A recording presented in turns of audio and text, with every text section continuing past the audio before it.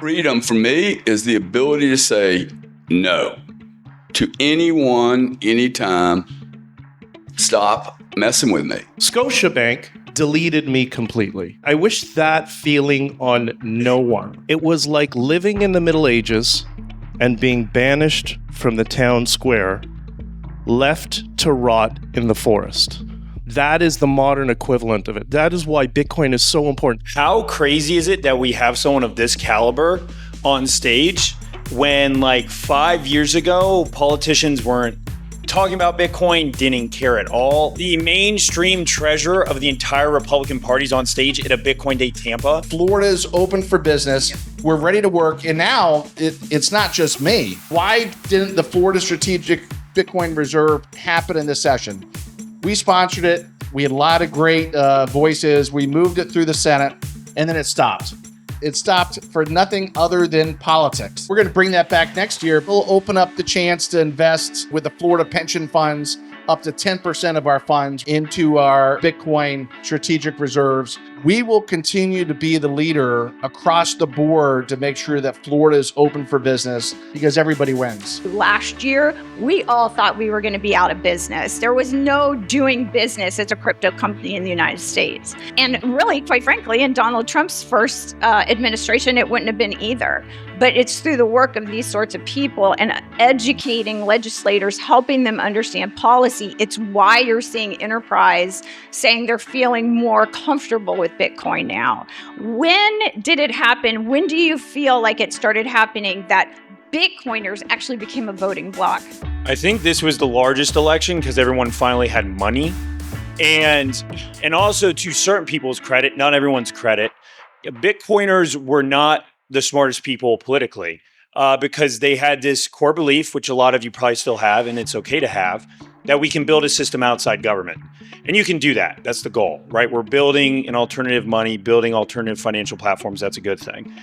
But if you're a United States citizen or you're someone like me who's passionate about where you live, like Florida, and you want to see your state lead, that necessitates government involvement. What if what Trump is actually doing with tariffs and this and everything he's trying to do and bringing Bitcoin on board and the stable coins and everything else? What if all of that is to reverse the flow of capital as opposed to having the money go out and us pay interest on debt, have it all come back and stay here? Bitcoin was the only thing that saved my ass. We lost our banking privilege. They threatened me with like 10 to 20 years, $250,000 to $500,000 in fines. You're almost forced into living on Bitcoin. Exactly. But then after the storm weathered, and it's like, I'm still here. I didn't really understand the difference between freedom and sovereignty. Then I went to prison, so I lost it all. And I realized that sovereignty is something that can never be really taken away from you. It's something very internal. Because in there, they kind of try to rip your dignity out and they take everything away. And the only way to maintain that is to remember that time will pass and they don't have that control over you anymore. So Bitcoin gave me all those really positive things in my life. It was just a lot. And now we're here and I can't even believe this is so many people in this room right now and so many women in this room right now. Let's give it up.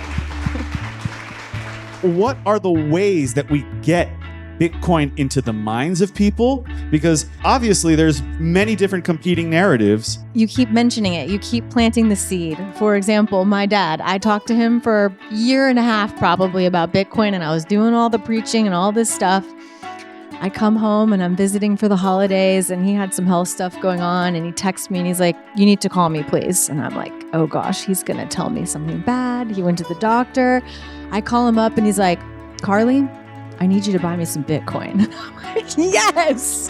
He had finally watched somebody else say all the things I already said, and however they said it, landed. We need to be forward-facing. I got fed up with the mainstream media telling the population who we are and what we do. We are currently wrapping up a series we did with Lawrence Lepard, and I think his book, The Big Print, is going to orange pill all of the boomers. The game of life, if life is a game, is economics. And if you fail at half of the game of life, you fail the game of life.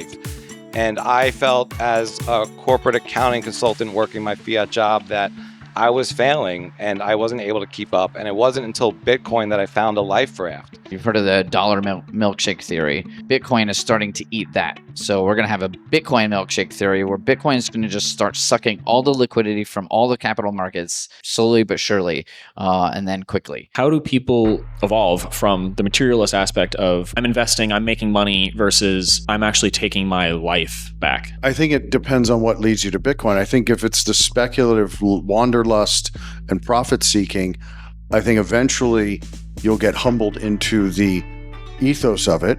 And I think if you're coming from the other angle where you are conscious and conscientious and you're opting out of the system of darkness, either way, you're going to arrive at the same point, just through two different pathways. We've built this entire world economy on a house of cards, and when it starts going, it's going to go quick. I am a big fan of spending in Bitcoin, earning in Bitcoin, saving in Bitcoin, because I don't want to be in the fiat system any more than I have to. This shit is happening whether we want it or not. We're not going to stop it. Stack Bitcoin, secure your food supply, secure water, secure resources, secure your family. That's what sovereignty is. But for the efforts of his wife Caroline and Lynn, his mom, and legions of Bitcoiners and free citizens, he received a full and unconditional pardon from President Trump on January 21. The next day, he was a free man, a new beginning, a new life,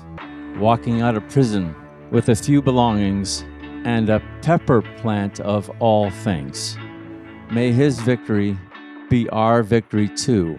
I've evolved from somebody who thought, oh, it's cool tech, this will solve our monetary debasement problem, to, no, this is essential insurance that everybody needs today. I liquidated my whole 401k and I put it into Bitcoin.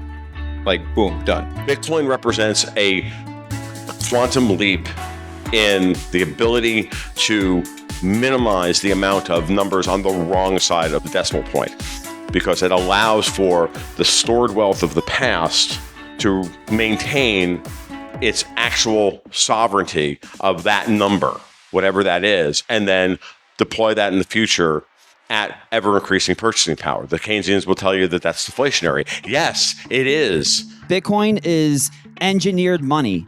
It was strategically designed to leverage the natural laws of economics and commodity cycles and price discovery to store value through time. That makes it an extremely valuable asset. Actually, it makes it the most pristine form of collateral in the world. Another movement that we're seeing right now is Bitcoin on the balance sheet for corporations. Before it was the cash reserves, and now it almost seems like a nuance to not have cash on the balance sheet to have that Bitcoin back. So how do you guys see this revolutionizing as well, as we're seeing more corporations essentially issue a bunch of debt to buy more Bitcoin and get it on their balance sheet? If you're a publicly traded company, you have stock, you have shareholders, people that own your company all over the world, and you have these assets that are generally in fiat.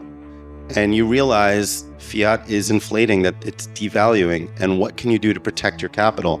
Well, one of the diversification tools is obviously Bitcoin. For pensions, for endowments, for charities, for governments, and obviously for other publicly traded companies, this is how you do this in order to increase the value, appreciate the value of your company's equity or valuation, to protect it into the future. People wanting to get in, add it to their treasury, but they also are coming to a realization that although they start at one point, through their evolution and kind of moving through that gradient scale of maybe self-custody becomes more of a possibility, be it that they have the internal controls now, they've done the audits, they've found the counterparts that they feel comfortable with, and for them to realize that they're not just locked in the golden handcuffs and can never leave, right? We just took in our first Bitcoin contribution. It was quite large, as a contribution to the national party. Countries that are moving towards crypto, including Bitcoin, are the ones that will survive, and the ones who are currently hostile to it are the ones who are going to fail. I want to read Steak and Shake's next earnings report, where they talk about all $7,000 worth of Bitcoin they did in the last quarter. There's 3,500 billionaires today, and 16 of them are in Bitcoin. Once the dam has broken, there is no failure, never, of a $2 trillion industry. Never in the history of mankind has a $2 trillion anything failed.